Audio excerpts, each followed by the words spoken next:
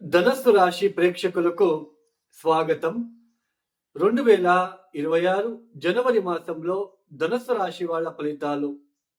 ముఖ్యంగా ఈ ఒక మాసంలో గ్రహ సంచారం, శని మీనరాశిలో సంచారం, గురువుగారు వక్రించి మిథున రాశిలో సంచారం, రాహు కుంభంలో సంచారం, కేతు సింహ రాశిలో సంచారం చేస్తున్నారు. ఇక సూర్యుడు జనవరి 14వ తేదీ ధనుసు రాశి నుంచి మకరంలోకి ప్రవేశిస్తారు. శుక్రుడు కూడా జనవరి 13వ తేదీ ధనుసు రాశి నుంచి మకరంలోకి ప్రవేశిస్తారు. బుధుడు జనవరి 17వ తేదీ ధనుసు రాశి నుంచి మకరంలోకి ప్రవేశిస్తారు.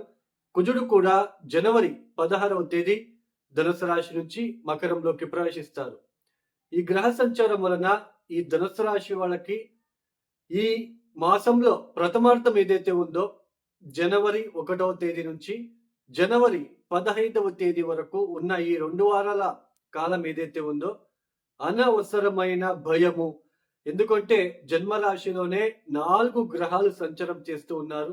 ఆ 4 గ్రహాల పైన వక్రీ గురు దృష్టి, అలానే శని దృష్టి కూడా ఉండబోతుంది. పంచమాధిపతి కూడా జన్మరాశిలో నవమాధిపతితో కలవడము, షష్టాధిపతి కూడా ఉండడము, అలానే లాభాధిపతి మరియు సప్తమాధిపతి అయినా దశమాధిపతి మరియు సప్తమాధిపతి అయినా ఈ బుధుడు కూడా అక్కడే ఉండడము. ఇది అనవసరమైన భయము, నాకేమైనా అవుతుందేమో, నాకేదైనా అయిపోతుందేమో, ఇలాంటి ఎక్కువ దిగ్భ్రాంతి, ఒక భయము, చెడు ఆలోచనలు. అలానే చెడు ఆలోచనలు మీన్స్ ఇక్కడ ఆ నెగిటివ్ అండి, ఎక్కువగా నెగిటివ్గా ఉండబోతుంది. టెన్షన్గా ఉండబోతుంది. అలానే సంతానం విషయంలో భయం అనేది ఏర్పడబోతుంది. సంతానం విషయంలో ఒక టెన్షన్ లాగా ఉండబోతుంది. భార్య భర్తల మధ్య అనుకోని కొన్ని తగాదాలు కావచ్చు, ఇంట్లో ఒత్తిడులు కావచ్చు, ఉద్యోగ విషయాల్లో ఎక్కువగా స్ట్రెస్కి గురి అవ్వడం లాంటిది. ఎంత ఎఫర్ట్ పెట్టినా కూడా ఆ ప్రాజెక్ట్ కానీ ఆ వర్క్ కానీ ఆ రోజు అయిపోదు. అంత క్లిష్టంగా ఉండే ఆస్కారాలు మొదటి 2 వారాలు కనిపిస్తూ ఉంది. ఆర్థికంగా అయితే రూపాయి రావడము ఇవన్నీ ఉంటాయి. బట్ తెలియని భయం, ఎక్కువగా భయపడుతూ ఉండడం అనేది కనిపించబోతుంది ఈ ప్రథమార్థం అంతా. ఇక జనవరి 14, 15వ తేదీ తర్వాత ఈ 4 గ్రహాలు కూడా ద్వితీయానికి వెళ్ళిపోతారండి. ద్వితీయ స్థలంలో కుజుడు లాంటి గ్రహము, సూర్యుడు లాంటి గ్రహం వచ్చినప్పుడు ఈ ఆవేశభరితమైన మాటలు మాట్లాడే ఆస్కారాలు ఉంటాయి. సడన్ గా ర్యాష్ గా మాట్లాడము, కుటుంబంలో గొడవలు, అలానే ఆర్థిక విషయంలో ఖర్చులు పెరిగినప్పటికీ ఇన్కమ్ ఉంటుంది. ఖర్చులు ఎక్కువగా ఖర్చు చేయవలసిన ప్రమేయం ఏర్పడుతూ ఉంటుంది. బట్ ఒక పక్క శుక్రుడు కూడా అక్కడే ఉంటున్నాడు. ఒక పక్క మంచి మంచి భోజనం చేయాలనే ఆలోచన వచ్చినప్పటికీ కూడా దాన్ని సరిగ్గా తినలేకపోవడం అనేది కనిపిస్తూ ఉంటుంది. ఇప్పుడు ఫర్ ఎగ్జాంపుల్, ఇది మంచి హోటల్ అని వెళ్తారు. అక్కడ ఒక భోజనం మీకు నచ్చకపోగా, అంటే బాగా ఆశపడి వెళ్తారు తినడానికి, భోజనం చేయడానికి. బట్ అక్కడ మీకు ఏదో ఒక విషయంలో డిస్టర్బెన్స్ అయ్యి ఆ టేస్ట్ మీకు నచ్చక సగానికి వదిలేసి రావడము, అంటే అన్ని ఉన్నప్పటికీ తినలేకపోవడం అనేది కనిపిస్తూ ఉంటుంది. ర్యాష్గా మాట్లాడము, కౌటుంబిక విషయాల్లో ఖర్చులు పెరగడం లాంటిది, ఇలాంటివి ఎక్కువగా మీకు వచ్చే సూచనలు 3వ వారం నుంచి కనిపిస్తా ఉంది. 3, 4 వారాలు ర్యాష్గా మాట్లాడము, అధిక ఖర్చులు, కౌటుంబిక విషయాల ఇబ్బందులు, ఇలాంటివి ఎక్కువగా మీకు ఉండబోతున్నాయి ఈ ధనుసు రాశి వాళ్ళకి. సో ఈ ధనుసు రాశి వాళ్ళు తప్పనిసరిగా ప్రతిరోజు శ్రీరాముడికి సంబంధించిన మంత్రాలు ఎంత చేసుకుంటారో అంత మంచిది. శ్రీరాముడిని మీరు ఎంత ఆరాధిస్తారో మీకు అంత మంచిది అవుతుంది. అలానే తప్పనిసరిగా మీరు కాల భైరవుడిని ఎంత పూజిస్తారో అంత మీకు మంచి జరుగుతుంది.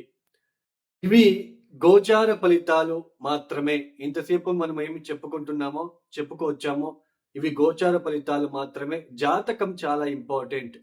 జాతకంలో మనం పుట్టినప్పుడు జాతకంలో గ్రహస్థానాలు గనక బాలేకపోతే, అక్కడ గ్రహగతులు చాలా ఇబ్బందిగా ఉంటే, పంచమాధిపతి, నవమాధిపతి, లగ్నాధిపతి, సప్తమాధిపతి, దశమాధిపతి, వీళ్ళు చాలా ప్రముఖమైన పాత్ర అనేది వహిస్తారు. వీళ్ళు గనక బలహీనంగా ఉండి అష్టకవర్గ బిందువులు గనక వాళ్ళు దశమ స్థానంలోకి లేదా పంచమ స్థానంలోన ఎక్కువ అష్టకవర్గ బిందువులు లేకుండా ఒక 20-25 పాయింట్స్ గనక ఇచ్చి ఉంటే వాళ్ళకి చాలా ఇబ్బందులు ఉంటాయండి. వాళ్ళ జీవిత కాలంలో కొంచెం ఇబ్బందులు పడుతూనే వెళ్ళాలి. మెయిన్ దశమ స్థానం ఉద్యోగ విషయాల్లో ఇబ్బందులు పడుతున్నారు ఒక వ్యక్తి అంటే, దశమ స్థానం బలహీనంగా ఉంటుంది అని అర్థం. వాళ్ళ జాతకరీత్యా దశమాధిపతి ఎవరు? ఆ దశమాధిపతి ఎక్కడున్నాడు? D10 చార్ట్‌లో దశమాధిపతి ఎక్కడున్నాడు? సో, మళ్ళీ D10 చార్ట్‌లో ఏ లగ్నం ఏర్పడింది? ఇవన్నీ చాలా ప్రముఖమైన పాత్ర అనేది వహిస్తుంది. అలానే మనం పెళ్ళిళ్ళు చేసుకుంటున్నాం. అసలు జాతకాలు మ్యాచ్ చేసుకోకుండా చేసుకుంటున్నాం. చాలా మంది ఏమైపోయింది అంటే పేరు బలాలు మాత్రమే చూస్తున్నారు. అందులోన పేరు చేంజ్ చేయడం అనేది కూడా చేస్తున్నారు. ఇవన్నీ చేస్తే పేరు చేంజ్ చేయగానే అవి సరిపోతుందా? మీరే తలరాతని మార్చగలమా? మీరే ఆలోచించండి. సో, జాతకరీత్యా ఉన్న ఇద్దరికీ ఉన్న అక్కడ దోషాలేమున్నాయి? సప్తమాధిపతి ఎలా ఉన్నాడు? బిఫోర్ మ్యారేజ్ ఏ పరిహారం చేసుకుంటే కొంచెం రిలీఫ్‌గా ఉంటుంది? అది ఆలోచించాలి. పేరు బలాలు మాత్రమే చూస్తున్నారు. జాతకాలు ఎవరు సరిగ్గా చూడట్లేదు. జాతకాల గురించి పట్టించుకోవట్లేదు. అలానే పేరు చేంజ్ చేయగానే మనకంతా ఓకే అయిపోతుంది. పేరు చేంజ్ చేయగానే దాన్ని కూడా పద్ధతిగా చేయాలి. పేరు చేంజ్ అనేది కూడా. సో, దీన్ని గుర్తుంచుకోండి. సో, జాతకం చాలా ఇంపార్టెంట్. సప్తమాధిపతి, మనము వివాహం కళత్రకారకుడు ఎవరు? ధారాకారకుడు ఎవరయ్యారు? లగ్నాధిపతి ఎలా ఉన్నారు? ఇవన్నీ చూసుకొని మనము ముందడుగు వేస్తే చాలా మంచిది.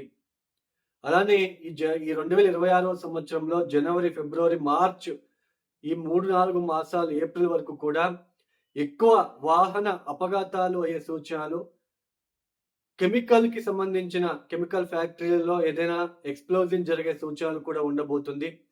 అగ్ని దురంతాలు ఎక్కువ అవుతాయి. ఎందుకంటే కుజ, బుధులు ఇద్దరు కూడా నియరెస్ట్‌గా సంచారం చేస్తూ ఉన్నారు. క్లోజ్ డిగ్రీలో సంచారం చేస్తున్నారు కాబట్టి కొంచెం అగ్ని ప్రమాదాలు, కరెంట్‌కి సంబంధించిన, పవర్‌కి సంబంధించిన ఎలక్ట్రిక్ పవర్‌కి సంబంధించిన విషయాల్లో పనిచేసే వాళ్ళు, డ్రైవర్ వృత్తిలో ఉన్నవాళ్ళు చాలా జాగ్రత్తగా మీరు ఉండడానికి ప్రయత్నాలు చేసుకోండి. లేదంటే వాహన ప్రమాదాలు ఇలాగే ఎక్కువ అయ్యే సూచనలు, అగ్ని ప్రమాదాలు ఎక్కువగా ఉంటాయి 2026 ఏప్రిల్ వరకు కూడా.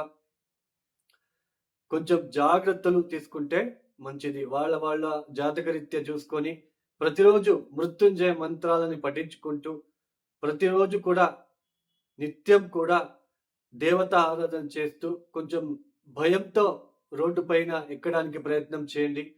అలానే రాత్రిపూట ప్రయాణాన్ని తప్పించండి. ఎవరైతే ఈ వీడియోని చూస్తున్నారో లైక్ చేయండి, షేర్ చేయండి, సబ్స్క్రైబ్ చేసుకోండి.